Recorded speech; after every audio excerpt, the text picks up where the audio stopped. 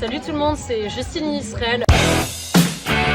Route Israël, mais alors ils m'ont harcelé depuis des mois pour que je sois ici. Donc c'est parti, on fait une petite interview. Pour ceux qui ne me connaissent pas, je fais du contenu sur la culture juive et la culture israélienne, sachant que je suis une personne non juive qui habite en Israël. Moi j'aime tremper mon maroilles dans mon café le matin et j'aime me faire une petite tranche de gefilte fish aussi. C'est très bon, je recommande. Assez équilibré, assez nutritif. Donc voilà, pour mêler un peu saveur du Nord, saveur ashkénaze. Vraiment, je recommande. C'est pas que je regarde ça.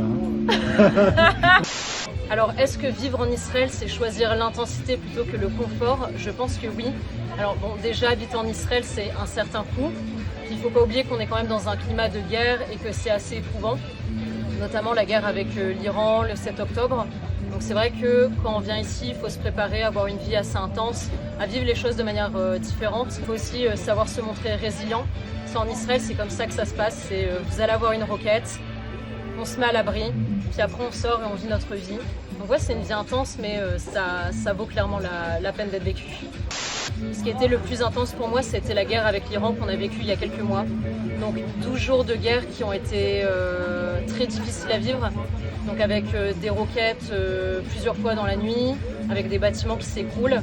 Et c'est vrai que bon, moi je viens d'un petit village du nord de la France très pépère. Et là de voir des explosions, des bâtiments qui s'écroulent, des gens qui meurent, c'était quand même très difficile.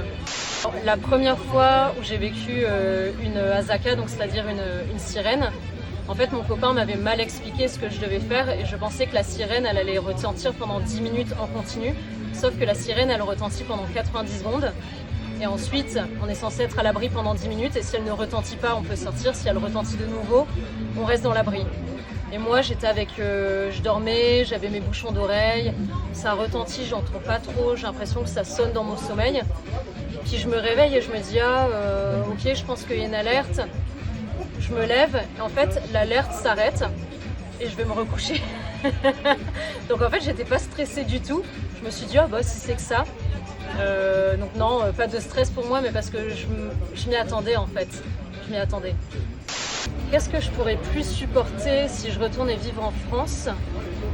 Je trouve que la société française, elle est très polarisée. Il n'y a plus personne qui est nuancé et ça, c'est quelque chose qui me dérange. On a tous des points de vue, on a tous des opinions, mais au bout du compte, on est tous des humains et je pense que le vivre ensemble et la solidarité, ça manque vraiment en France. Puis après, je pense l'insécurité. Moi, je suis une fille de 26 ans et c'est vrai que dans la rue en France, dans les transports en commun, c'est très difficile. Ça va être des sifflements, ça va être des insultes, des hommes qui me suivent dans la rue. Et ça, pour le coup, c'est quelque chose qu'on n'a pas du tout en Israël. Et j'apprécie vraiment le fait de pouvoir m'habiller comme je veux, de pouvoir rentrer chez moi à n'importe quelle heure.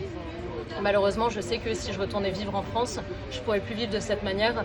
Et ça me gêne énormément en tant que femme de ne pas pouvoir occuper l'espace public comme j'en ai envie, sachant que je ne fais pas de mal. Moi, il y a plein de pays que j'aime beaucoup, du moins d'apparence, alors que j'y suis jamais allée. Par exemple, je sais pas, depuis toute petite, j'ai une passion pour le Kenya. Je trouve que ça a l'air d'être un pays absolument magnifique. Pourtant, j'y ai jamais mis un pied, je connais même pas de Kenyan. Par exemple, moi, j'habite en Israël, j'adore Israël. Est-ce que je suis légitime en Israël? Je sais pas, je suis pas israélienne. Je suis pas prête d'avoir la nationalité israélienne. Je suis même pas juive. J'ai aucun lien à cette terre si ce n'est que l'amour que je lui porte. Donc en soi, j'ai pas de légitimité plus que d'autres personnes à être ici. Et pourtant, j'ai un amour profond pour la terre d'Israël et pour les Israéliens. J'aimerais dire aux Français, surtout les non-juifs, arrêtez de croire tout ce que vous voyez dans les médias et s'il vous plaît, venez visiter Israël. C'est vraiment important de faire ça. Moi, par exemple, j'ai découvert plein de choses quand je suis venue ici pour la première fois, en vivant ici. Et vraiment, ce qui est montré dans les médias, c'est pas forcément ce qui est réel. Et je pense que l'expérience est toujours plus forte que les mots. Donc n'hésitez pas. Israël, c'est pas très loin, c'est 4-5 heures de vol, c'est faisable et vous serez super bien accueillis.